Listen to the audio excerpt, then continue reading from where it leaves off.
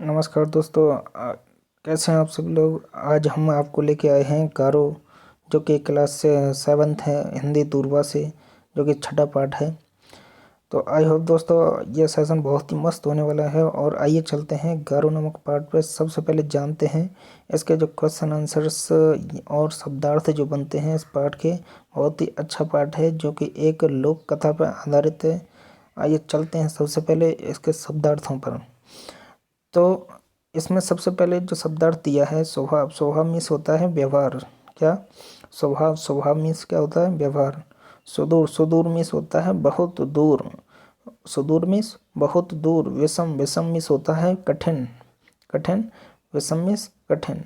प्रोत्साहित करना। प्रोत्साहित करना मीन्स होता है बढ़ावा देना, किसी चीज़ को बढ़ावा देना। सहमत। सहमत मीन्स राजी होना। अनुमान। अनुमान मीन्स क्या होता है? अंदाजा लगाना। अनुमान लगाना, अंदाजा लगाना। पारंपरिक मीन्स होता है बहुत समय से चला आ रहा, अर्थात पूर्वजों से, पुरखों के ज़माने से जो चला आ रहा है उसे क्या कहते हैं? पारंपरिक। वहीं प्रचलित। प्रचलित का अर्थ होता है चलन में, या जो व्यवहार में आ रहा है उसको क्या कहते हैं? प्रचलित। चलित। चलित जो है। वहीं कायम। कायम का अर्थ जब देखते हैं तो इसका अर्थ होता है स्थायी। कायम रहना, किसी चीज़ पे स्थायी रहना, डटे रहना। पड़ाव। पड़ाव मीन्स होता है मुकाम, जैसे यात्रियों के रात भर या कुछ समय के लिए ठहरने का स्थान जो होता है उसको क्या कहते हैं? पड़ाव। हुनर। हुनर मीन्स होती है कारीगरी या कौशल। हुनर मीन्स क्या होता है? कारीगरी या कौशल।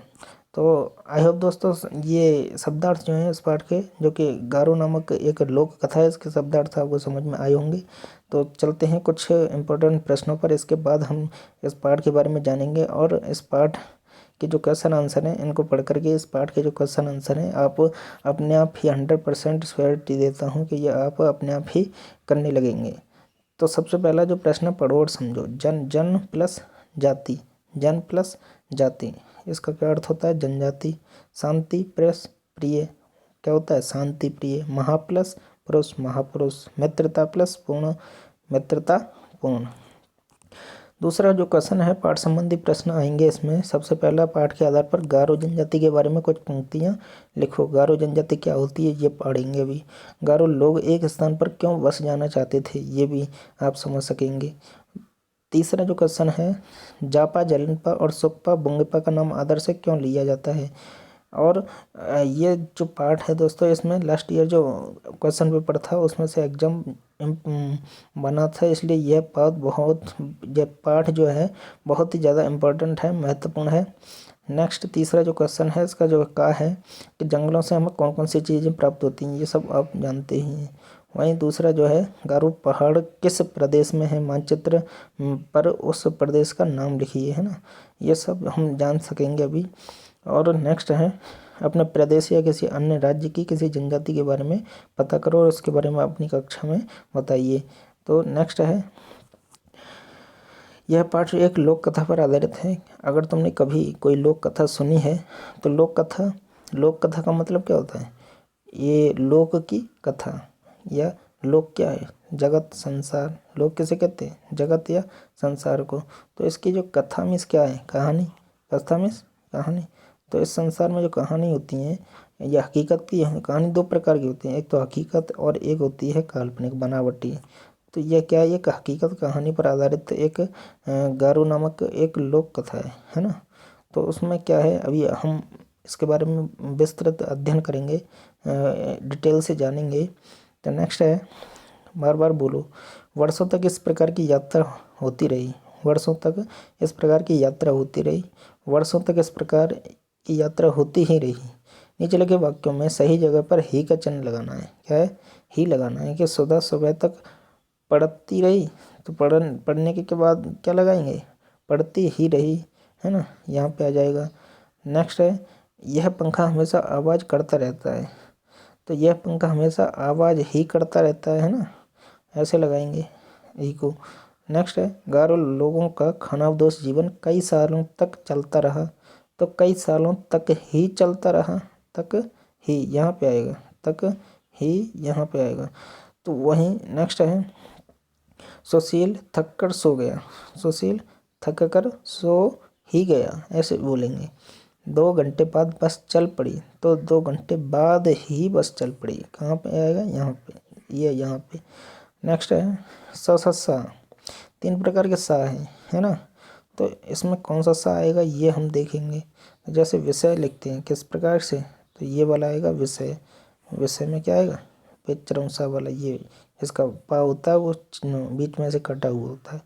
तो नेक्स्ट है साहस, तो क्या आएगा, सड़क वाला सा। आकर्षक, तो क्या आएगा, पेचरम सा, है ना, ये लग जाएगा ऐसे। और पुरुष, इसमें भी ये आएगा। नेक्स्ट है शेष, और इसमें से जो है क्वेश्चन बनते हैं शेष।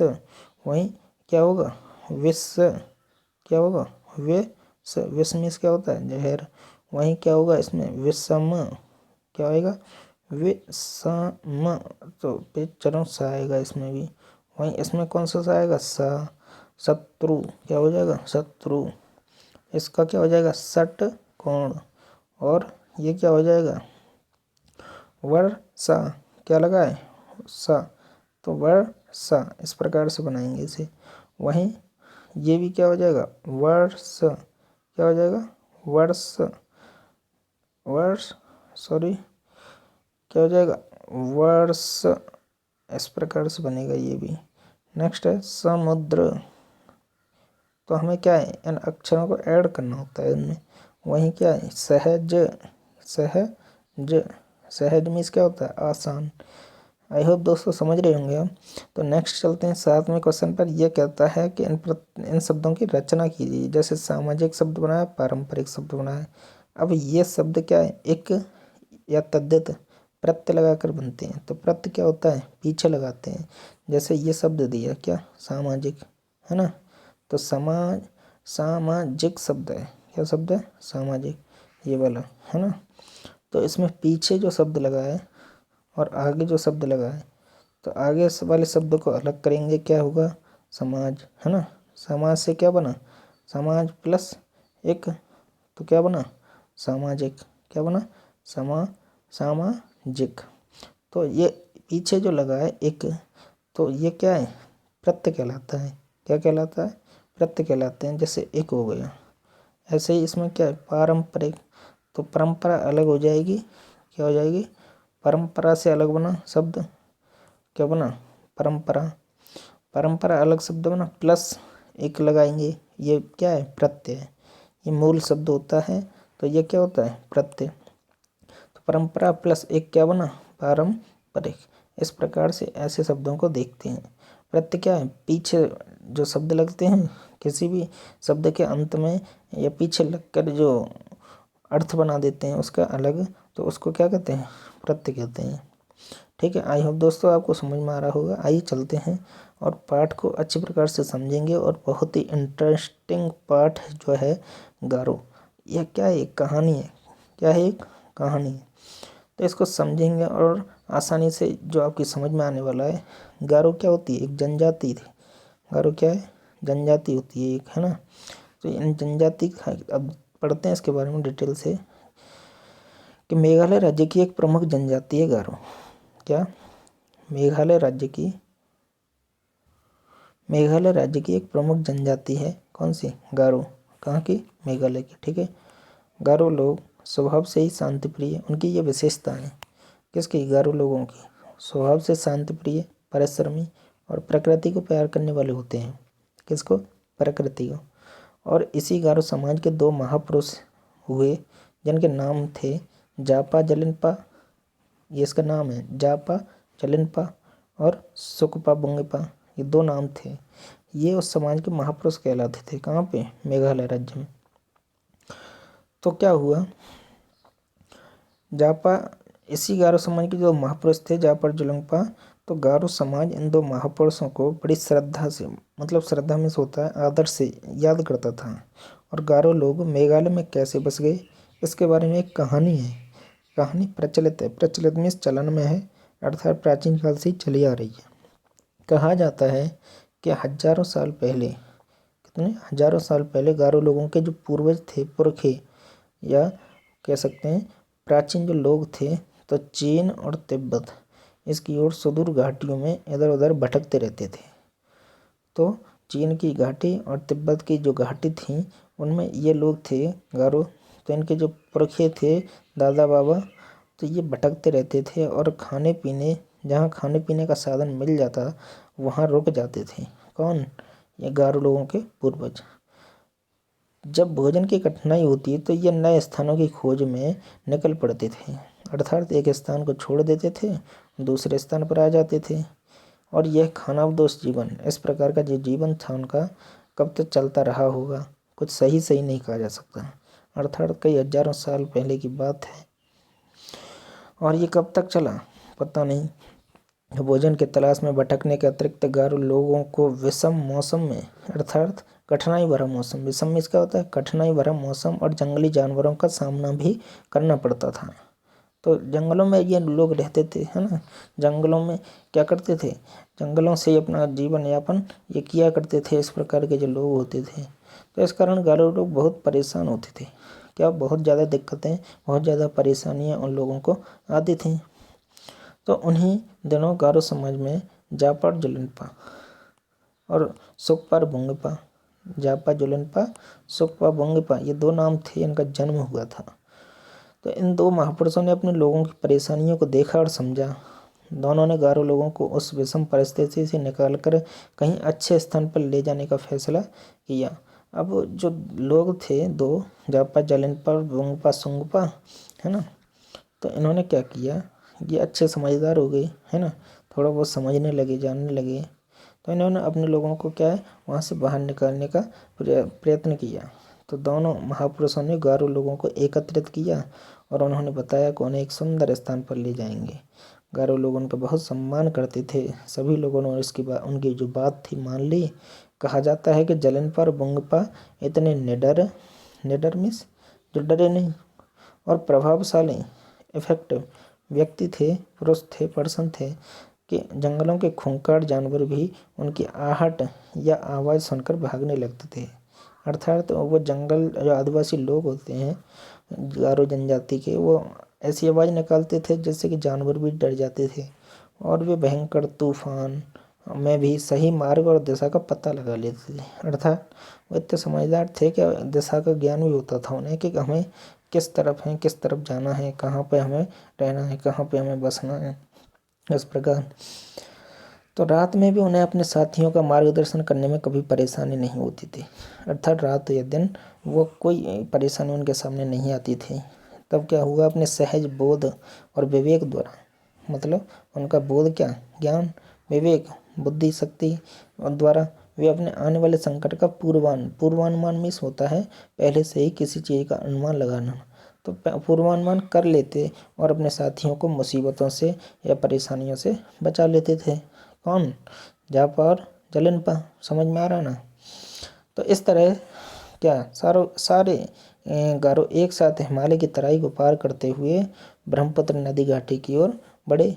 वे अपनी संपत्ति, घोड़े, जानवर आदि अपने साथ लेकर चल रहे थे और कभी कभी महीनों तक चलते रहते। और कहीं कहीं क्या होता था कि वर्षों तक ठहर जाते। जहाँ पे उन्हें अच्छा जीवन यापन मिलता वहाँ कई दिनों तक, कई वर्षों तक ठहर जाते थे, रुक जाते थे। तो वर्षों तक इस प्रकार यात्रा होती रही थी। वे हिमालय की घाटियों के बीच रास्ता नापते रहे। जलिनपा और बोंगपा ने अपने साथियों को सदैव आगे बढ़ने के लिए प्रोत्साहित किया, उन्हें मोटिवेट किया कि हमें किस प्रकार से आगे बढ़ते रहना है, हमें कोई भी परेशानी ना हो। अब कई वर्षों की कठिन यात्रा के बाद गारो लोग असम के मैदानी जंगलों में आ पहुँचे। कहाँ पे? असम के मैदानी जंगलों में। असम, ठीक है, नॉर्थ में पड़ता है, नॉर्थ और ईस्ट, नॉर्थ ईस्ट, उत्तर और पूरब की दिशा में। कहाँ? असम। तो कहा जाता है कि उनका जो पहला पड़ाव था कूच बिहार के वनों में हुआ। ऐसा प्राचीन समय से कहा ही जाता है कि उनका जो पहला पड़ाव था गारो लोगों का, तो असम का एक गांव था, कूच बिहार नामक स्थान था, वहाँ पे हुआ।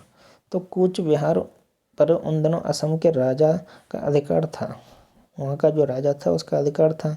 वहाँ के जंगलों में जब ये रहते थे तब, तो उसने गारो लोगों को आगे बढ़ने से रोक दिया था। गारो लोग प्रारंभ से ही शांति प्रिय थे, अर्थात वे लड़ाई दंगा नहीं चाहते थे। कौन? गारो लोग। उन्होंने लड़ाई का रास्ता नहीं अपनाया, जलिनपा और बोंगपा ने असम के राजा से बातचीत करके उन्हें समझाया। असम का राजा उन्हें मार्ग देने के लिए सहमत हो गया, तैयार हो गया। अब क्या था कि उसका विवाह एक गारो सुंदरी से करा दिया गया। इस तरह वातावरण मित्रतापूर्ण हो गया था। अब क्या था कि कुछ दिनों का अनुमान है कि यह घटना लगभग प्रथम सदी ईसा पूर्व की है। कब की बात है? वह प्रथम सदी ईसा पूर्व की। आज कूच बिहार इलाका पश्चिमी बंगाल राज्य में आता है। कहाँ पे? वेस्ट बंगाल में राज्य में आता है, पड़ता है। कहा जाता है कि गारो समाज के कुछ लोग कूच बिहार क्षेत्र में बस गए थे। आज भी कूच बिहार क्षेत्र में आसपास के कई स्थानों पर गारो समाज के लोग रहते हैं। अब क्या हुआ आगे? तो अब जलिनपा बोंगपा ने अपने लोगों को गारो पहाड़ी की घाटियों की ओर चलने की सलाह दी। उन्होंने क्या कहा कि गारो, खासी, जयंतियाँ जो पहाड़ियाँ असम की, उन पहाड़ियों में चलने की सलाह दी। कहाँ से? कूच बिहार से। तो यह घाटी बहुत ही सुंदर थी। यहाँ पहाड़ी झरने, जंगली फूल, फल, जड़ी बूटियाँ, पशु पक्षी वातावरण को और अधिक आकर्षक बना रहे थे। अर्थात वहाँ पे उनके रहने खाने की सब सुविधा थी। जमीन भी उपजाऊ थी वहाँ की, इस कारण उन्होंने वहीं बसने का फैसला किया। आज यह क्षेत्र गारो समाज का मूल निवास स्थान बन गया है। तो आज जो यह क्षेत्र है, आज जब सिचुएशन देखते हैं तो क्या है, वहाँ पर गारो जनजाति पूर्णतः बस चुकी है। गारो लोग इस क्षेत्र में को अपनी पवित्र भूमि मानते हैं। गारो लोग प्रारंभ से प्रकृति के विभिन्न प्रकार के संसाधनों की तलाश करना अपना मनोरंजन मानते हैं। अर्थात एक जगह से दूसरी जगह जाना और अपने संसाधन, या कह सकते हैं कि अपने जीवन की जो मूलभूत आवश्यकताएं हैं उनको तलाशने के लिए एक दूसरे स्थान पर जाना अपना मनोरंजन समझते हैं। अर्थात वे खेल खेल में एक दूसरे स्थानों पर पहुंच जाते हैं। तो जंगलों में घूमना, फल फूल, अन्न, कंदमूल आदि की खोज करना, खेती के लिए उपजाऊ भूमि की पहचान करना आदि उनका शुरू से ही पसंद रहे हैं, है ना।